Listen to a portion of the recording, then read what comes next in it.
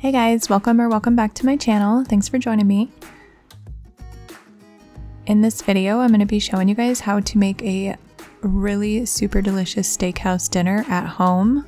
So we're going to be making some T-bones, some ribeyes, some salad, baked potatoes, corn on the cob, and some Dijon and blue cheese steak sauce. We're just going to begin by baking the potatoes. These are going to take about an hour, so you definitely want to get these going first. So I just cleaned my potatoes really well. I'm using some russet potatoes today, and I'm just poking them with a fork 5 or 6 times on the top and then 5 or 6 times on the bottom as well. And then I am going to cook these on a rack, and I'm doing this so that the potatoes can get heat all the way around them. And then I'm just going to place that on a cooking sheet, set my oven to 450, and I'm going to cook these for 25 minutes. After 25 minutes is over, we're going to pull them out, and I'm just going to go ahead and brush them with some olive oil.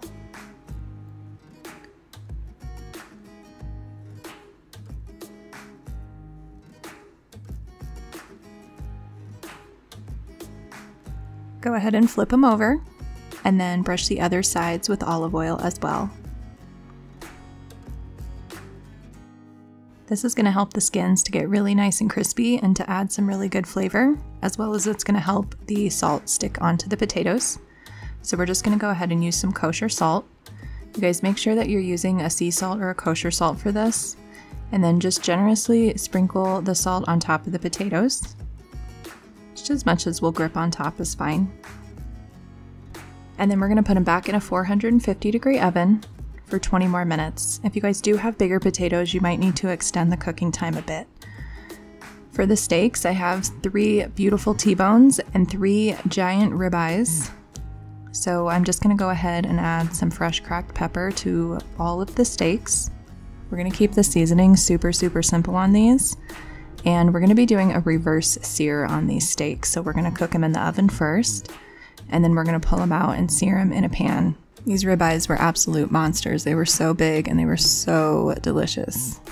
And then we're going to generously season with some kosher salt. If you guys properly season your steak with salt, you won't need anything else for the steak. So I'm just throwing my ribeyes down, and I'm putting them seasoned side down. And then I am going to go ahead and season the other side as well. So just salt and pepper. Whenever you guys are cooking steaks and meat in general, it's a good idea to let it sit out for a while, about an hour to an hour and a half before cooking, just so that the meat can come to room temperature and it's not really cold when you add it to the grill. It's going to cook more efficiently and evenly, and it's going to be easier to control if the steak is at room temperature. And then I'm just going to add these into a 225-degree oven, and we're going to bake these for 50 minutes. And I did just throw my potatoes in the oven with the steaks because the temperature was so low that it wasn't really going to matter, and it just kept my potatoes nice and hot. So just as a little tip for you. Then I'm just going to go ahead and make a nice fresh salad. So I have a head of romaine lettuce. I'm just going to cut that into nice little bite-sized pieces. And I'm doing a dinner for 6 tonight, so I am going to cut up 2 heads of lettuce, just however much you guys need. And you guys can make these salads any way you want. I kept this one kind of simple, and I just added some cherry tomatoes. And then later on, I did add some feta cheese. And then I am just adding a little bit of balsamic reduction onto the top of my salad. For the baked potatoes, I'm just going to go ahead and get the toppings going. So I'm going to cut up some green onions. You guys could use some chives if you'd like as well. I'm going to go ahead and just crisp up some bacon in the microwave. This is fully cooked bacon, so you can just put it in the microwave for about a minute and it just turns out perfectly. So this is a really good bacon to use when you want to make some really fast bacon bits for salads or baked potatoes, or really for whatever you guys use them for. So I always keep this bacon at my house because, like I said, it's just really easy and also easy for a quick breakfast. So I'm just going to throw this onto a paper towel, and I'm just going to put it in my microwave for about a minute. So next I'm going to get started on my steak sauce. So I just have about 4 tablespoons of butter, and I'm adding 2 tablespoons of Dijon mustard. You guys, this steak sauce only has 3 ingredients in it, so you're going to have to taste it and just kind of see if you want to add, you know, more Dijon to it or whatever. And so I did go ahead and add a little bit more Dijon mustard. And then I'm just gonna throw in some blue cheese crumbles. And the blue cheese, there's big pieces and there's small pieces. So the small pieces are gonna kind of melt and form sort of a sauce. And then the big chunks are gonna stay kind of chunky and give it that really nice chunky blue cheese texture. This steak sauce is so good. You guys should definitely give this a shot. I'm gonna go ahead and get started on my corn on the cob. So I'm just getting a cup of milk ready. And I just wanna show you guys real quick what my steaks look like when they came out. So we're gonna use a cup of milk and a whole stick of butter, and I have 7 ears of corn.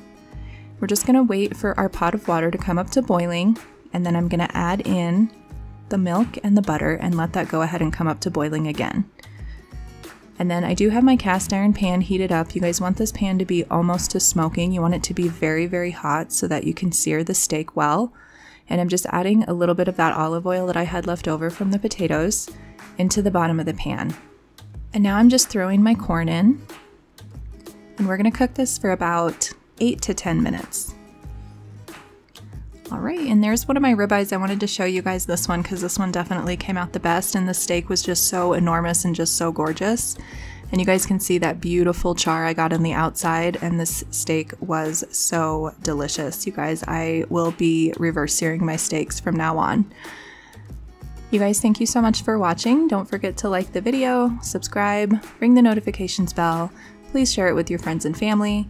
And you guys have a great day, and I will see you in my next video.